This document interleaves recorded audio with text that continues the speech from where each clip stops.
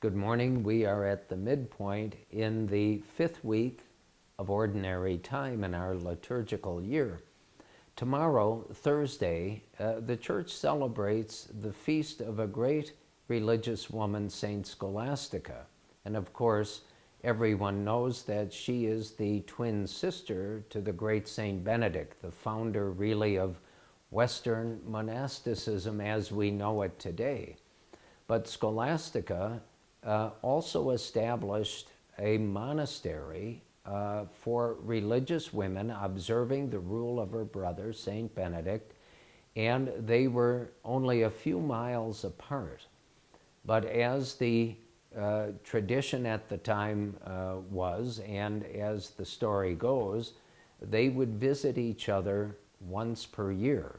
But Saint Scholastica is a most important figure in the history of the consecrated life of the Catholic Church. And she is outstanding for many reasons, of course, but most especially for her fidelity to the Church at a time when things were quite difficult in society. She was renowned for her spiritual detachment, if you will, from the things of the world. And she was much sought after by other women who wished to join her in her monastery, and she was a great director of souls, both women and men. And so it's an important feast for the Church, and one that is certainly near and dear to the hearts of our own Benedictine sisters who are here in the Diocese of Bismarck, Sacred Heart Monastery and Annunciation Monastery. Now, that feast of Saint Scholastica is tomorrow, Thursday, and on Friday we celebrate the feast of Our Lady of Lourdes. And of course, our Blessed Mother's appearance to Saint Bernadette Soubirous in Lourdes is quite famous, and of course we know that as a result of her appearing there to Saint Bernadette, many miraculous cures have occurred at the springs there, and it's world renowned and world famous as a pilgrimage site. But one of the lesser known, or at least talked about,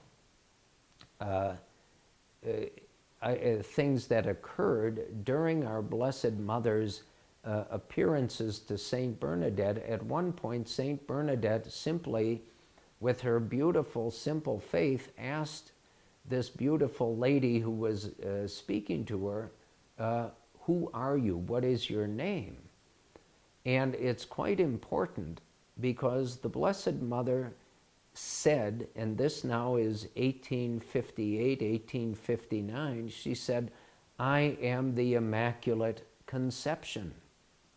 Now we have to understand and remember that Blessed Pope Pius the Ninth in 1854 issued a papal bull decreeing, as a matter of defined truth and a matter of faith and morals, that our Blessed Mother, from the first moment of her conception in the womb of her mother, Saint Anne, was free from the stain and the effects of original sin.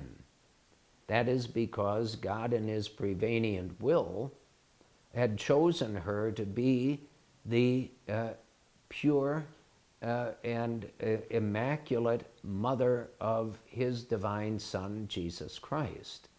And so only 4 years after, the Holy Father declared that this is a defined truth of our faith, and we must give full and unequivocal consent of mind and will to this truth in order to be Catholic. The Blessed Mother herself confirms what the Church, in the person of Blessed Pope Pius IX, declared for the universal church and for the world. She identifies herself as the Immaculate Conception. And so this feast, too, is most important for all of us who are Catholics and for the entire church, because we have from the very lips of our Blessed Mother that she is whom the church not only declared but truly believes her to be, the immaculately conceived Mother of the Son of God. And so these next 2 days and these 2 feasts are very important in the life of the church, and should be very important in the life of each one of us Catholics. And if possible, if you are able to get to Mass on one or both days, I encourage you to do so. It's both feasts are so important, but they're beautiful feasts. They remind us of the ever-loving, merciful presence of God among us, but also of His mysteriously wonderful divine providence for us and for the world. And so may God bless you during this 5th week of Ordinary Time.